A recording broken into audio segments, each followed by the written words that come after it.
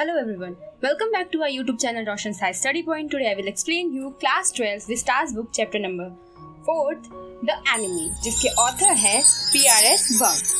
इस स्टोरी में हमें एक ह्यूमैनिटी के बारे में बताई गई है कि लोग अपने नेशंस को छोड़कर अब मतलब जो उनकी जिम्मेदारी है उसको छोड़ के इंसानियत कैसे दिखाते हैं. हम देश प्रेम भले ही करते हैं, हमें अपने देश से प्यार भले ही होता है, लेकिन हम उसके लिए अपनी इंसानियत को नहीं खो सकते. इस स्टोरी में हमें यही बताया गया है. तो इस स्टोरी में हमें अमेरिका एंड जापान के बारे में बताया गया है. मेनली जो टाइमिंग है इसकी वर्ल्ड वॉर की है.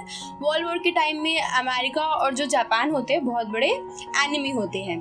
तो इस स्टोरी के मेन कैरेक्टर जो है डॉक्टर सदाओ, जो उनके फादर है, उनके बारे में बताते हैं कि उनके फादर काफ़ी पुराने सोच वाले हैं. एग्रीकल्चर की जो उनकी थॉट है वो सारी चीज़ें उनके दिमाग में हैं. वो पुराने सिद्धांत से चलते आ रहे हैं. वो अपने बेटे को काफ़ी पढ़ाना चाहते थे, उनको डॉक्टर बनाना चाहते थे, इसीलिए उन्होंने ट्रेनिंग के लिए उनको अमेरिका भेजा. अमेरिका में उन्होंने ट्रेनिंग की. उनके फादर चाहते थे कि वो डॉक्टर बने, उन्होंने ऐसा ही किया. वहाँ पे गए, उन्होंने ट्रेनिंग की, वो डॉक्टर बने एंड ऑफ कोर्स वो एक साइंटिस्ट भी बने क्योंकि वो किसी मेडिसिन की खोज कर रहे थे. उसके बाद वो वहाँ पर हैना से मिलते हैं, लेकिन वो हैना से जब तक शादी नहीं करते तब तक उनको पूरी तरीके से विश्वास नहीं हो जाता कि ये भी एक क्योंकि वो एक जापानीज गर्ल है. उनके पिता के सिद्धांत को कभी बुरा फील नहीं करवाना चाहते थे, इसी वजह से वो किसी ऐसे इंसान से शादी नहीं करना चाहते थे जिससे उनके पिता को अच्छा ना लगे.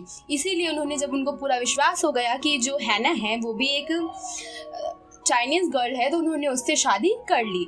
उसके बाद वो अपने नेशन वापस आए. तो एक दिन जो उनकी वाइफ है हैना और वो जो डॉक्टर सदाओ है साथ में बैठे थे अपनी गैलरी के पास. तो वो सामने से देखते हैं कि एक बड़ा सा सी होता है, वहाँ से एक आदमी लड़खड़ाते हुए चलता हुआ आ रहा होता है.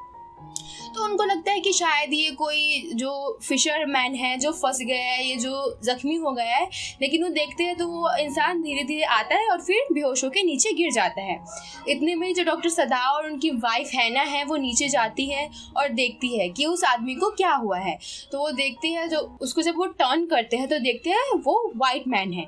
वो उनका एनिमी होता है बिकॉज जो चाइना है और अमेरिका है उनके बीच वॉर का टाइमिंग है. तो जो वाइट मैन होते हैं वो चाइनीज़ के एनिमीज होते हैं.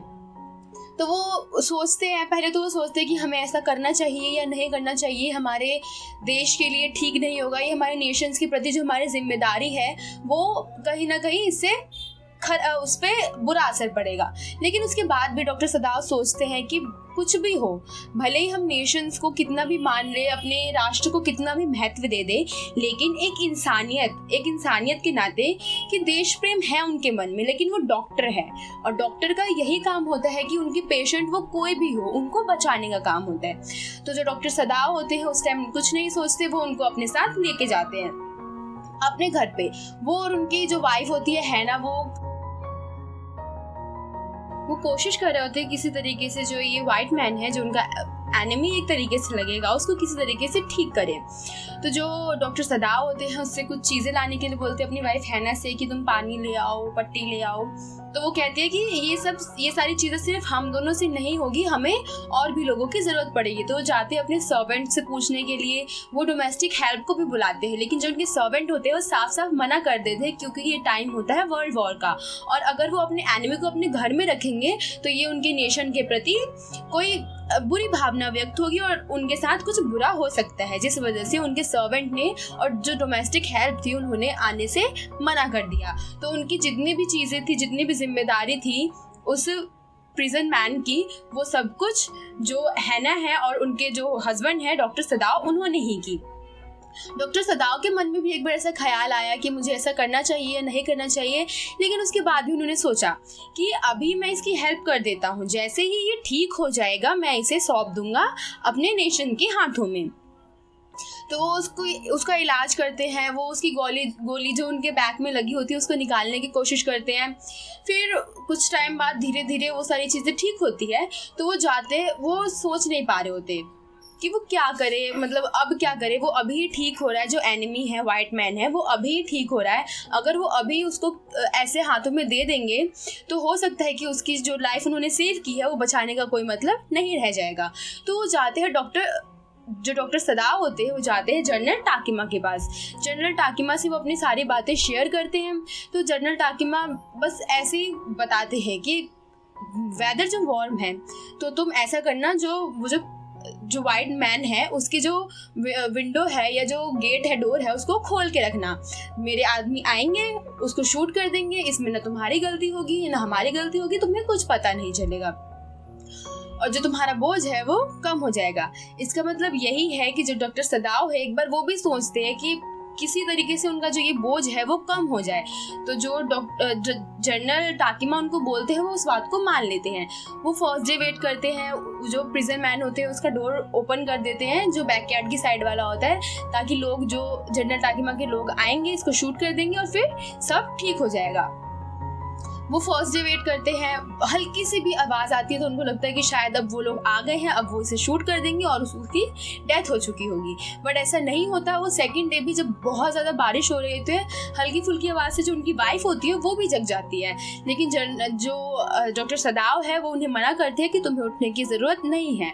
और उस दिन डॉक्टर सदाव को ऐसा लगता है कि शायद वो लोग आ चुके हैं, उन्होंने उसको शूट कर दिया होगा। लेकिन ऐसा कुछ नहीं होता। वो थर्ड डे भी वेट करते हैं, ऐसा नहीं होता। फिर जो डॉक्टर सदाव होते हैं उनका जो माइंड होता है वो काम करना बंद कर देता है। वो थोड़े टेंस्ड हो जाते हैं कि अब वो सोचते हैं कि उन्हें क्या करना चाहिए। जनरल टाकिमा ने भी उनकी कोई हेल्प नहीं की और फिर वो सोचते हैं कि नहीं, मैंने इसकी जान इतनी मुश्किल से बचाई है, भले ही हमारा एनिमी है बट है तो एक इंसान, तो मुझे खुद ही उसको ऐसा कुछ करना होगा ताकि ये अपने नेशन में वापस चला जाए।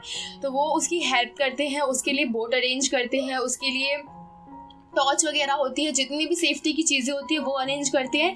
और फिर जाके जो वो एनिमी होता है, वाइट मैन होता है, उसका नाम होता है टॉम, तो उससे वो बात करते हैं, उसे समझाते हैं और उसे फिर वापस भेज देते हैं। ये बात ना वो अपनी वाइफ को बताते हैं, ना जनरल टाकिमा को बताते हैं, ना ही किसी और को।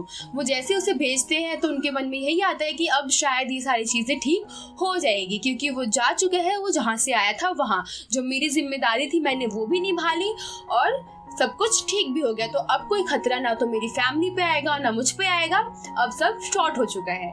फिर वो अपने घर वापस जाते हैं। फिर वो कुछ दिन बाद जनरल टाकिमा से मिलते हैं। तो जनरल टाकिमा से वो सारी बातें पूछते हैं कि तुमने हेल्प के लिए नहीं भेजा। तो जनरल टाकिमा बस ऐसे कुछ जवाब देते हैं कि शायद मैं अपनी बीमारी की वजह से जो मेरे आर्मीज है उनको ऑर्डर देना भूल गया था। तो डॉक्टर सदाव को भी लगता है कि शायद ऐसा हो सकता है। आपकी स्टोरी में ये सारी चीज़ें थी। आई होप आपको ये स्टोरी समझ में आ गई होगी।